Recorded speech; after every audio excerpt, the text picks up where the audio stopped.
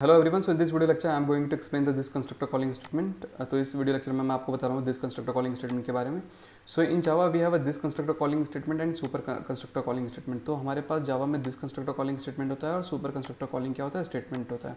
So super constructor calling statement is use to call the parent class constructor. तो super constructor calling statement क्या होता है, parent class के constructor को call करने के लिए यूज होता है। And this constructor calling is used when we want to transfer the control from one constructor to another constructor, then we can use the this constructor calling statement। अगर हम this constructor calling statement क्या होता है, this constructor calling की help से हम एक constructor से दूसरे कंस्ट्रक्टर में अगर हमें कंट्रोल को पास करना है तो हम क्या यूज़ करते हैं, दिस कंस्ट्रक्टर कॉलिंग स्टेटमेंट को यूज़ करते हैं। So this constructor calling statement and super constructor calling statements cannot be used at the same time। तो this constructor calling statement और super constructor calling statement को हम एक साथ यूज़ नहीं कर सकते। अब इनको एक साथ यूज़ क्यों नहीं कर सकते, क्योंकि दिस कंस्ट्रक्टर स्टेटमेंट और सुपर कंस्ट्रक्टर स्टेटमेंट दोनों ही क्या होने चाहिए, after the declaration of constructor with in a constructor के अंदर ये क्या होना चाहिए, पहला स्टेटमेंट होना चाहिए। ठीक है, दिस भी कंस्ट्रक्टर कॉलिंग स्टेटमेंट भी पहला होना चाहिए और सुपर भी कंस्ट्रक्टर कॉलिंग स्टेटमेंट क्या होना चाहिए, पहला होना चाहिए।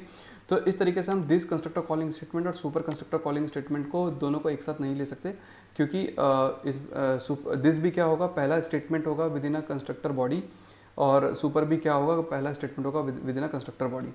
तो देखिए, तो यहाँ पे मैंने ले लिया है दिस, चलिए ठीक है। तो ये तो रिकर्सिव कॉलिंग हो गई। देखिए हमने यहाँ पे दिस कंस्ट्रक्टर कॉलिंग स्टेटमेंट लिया है और हम यहाँ पे कॉल कर रहे हैं नो आर्ग्यूमेंट कंस्ट्रक्टर को। तो नो आर्ग्यूमेंट कंस्ट्रक्टर तो यहीं पे हो गया ये, क्योंकि डेमो हमारे पास एक नो आर्ग्यूमेंट कंस्ट्रक्टर कॉलिंग, तो ये रिकर्सिव कॉलिंग हो गई। तो रिकर्सिव कॉलिंग अलाउड नहीं है, तो मैं यहाँ पे पास कर देता हूँ 4।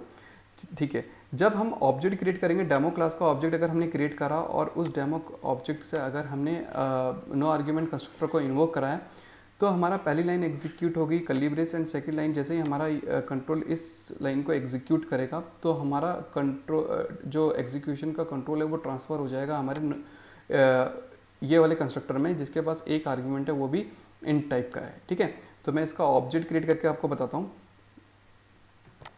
ठीक है, फिलहाल इनको हटा देते हैं यहाँ से, कंट्रोल एस। तो यहाँ पे जो हमारा जो आउटपुट आएगा, ठीक है, वो आएगा नो आर्ग्यूमेंट और इंट आर्ग्यूमेंट। ठीक है, तो हमारा आया int argument and no argument. ठीक है, ये कैसा आया, देखिए जब हमने ऑब्जेक्ट वन obj1 क्रिएट करा तो हमने क्या कॉल करा, demo no argument constructor call का। तो हमारा डेमो नो जब हमारा कंट्रोल गया डेमो नो आर्ग्यूमेंट कंस्ट्रक्टर के पास, तो inside the demo constructor we have first line constructor calling statement. तो हमारे पास डेमो कंस्ट्रक्टर के अंदर पहली जो लाइन है वो कंस्ट्रक्टर कॉलिंग स्टेटमेंट है।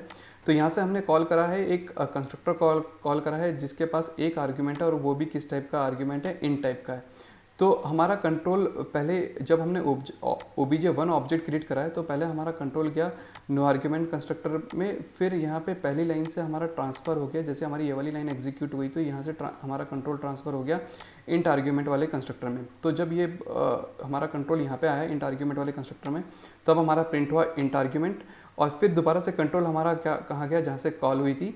ठीक है, और उसके बाद हमारा एग्जीक्यूट हुआ नो आर्ग्यूमेंट कंस्ट्रक्टर। ठीक है, अब मैं इंट आर्ग्यूमेंट कंस्ट्रक्टर में से भी अगर यहाँ से भी अगर मैं किसी दूसरे कंस्ट्रक्टर को इन्वोक कर दूँ, सपोज मैंने इन्वोक कर दिया यहाँ से डबल आर्ग्यूमेंट वाले कंस्ट्रक्टर को। ठीक है, तो अब हम जब ऑब्जेक्ट obj1 ऑब्जेक्ट क्रिएट करेंगे तो पहले कंट्रोल जाएगा डेमो कंस्ट्रक्टर के पास। ठीक है, डेमो कंस्ट्रक्टर के अंदर जो फर्स्ट लाइन है वो हमारे पास कंस्ट्रक्टर कॉलिंग स्टेटमेंट, तो यहाँ से कंट्रोल ट्रांसफ़र हो जाएगा हमारे पास इंट आर्ग्यूमेंट वाले कंस्ट्रक्टर में, और यहाँ पे जो फर्स्ट लाइन है वो है हमारे पास कंस्ट्रक्टर कॉलिंग स्टेटमेंट जिसमें हम कॉल कर रहे हैं डबल आर्ग्यूमेंट वाले कंस्ट्रक्टर को।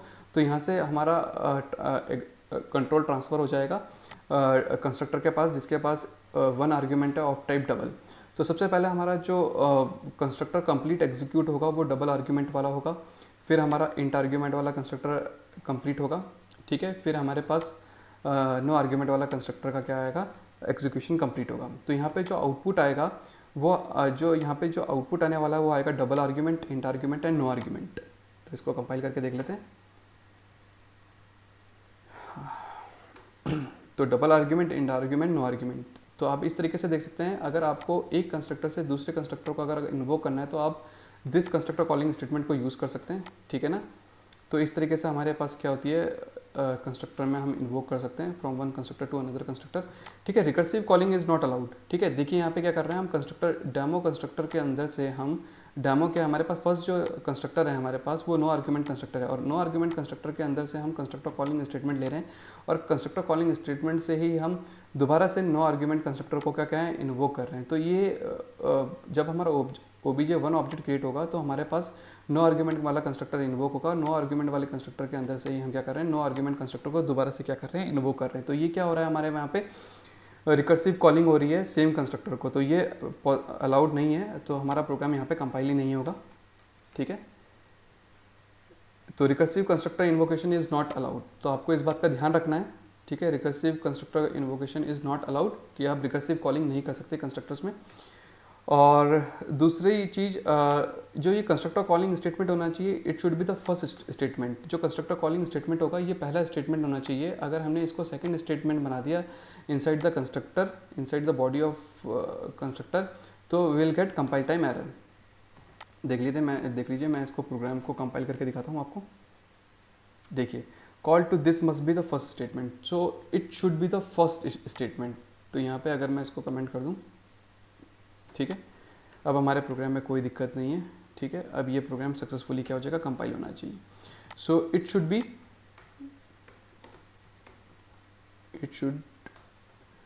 B first statement. ओके, तो ये था हमारा this constructor calling statement. Hope you will understand. So super constructor calling statement मैं आपको बताऊंगा जब हम इनहेरिटेंस इंप्लीमेंट करेंगे।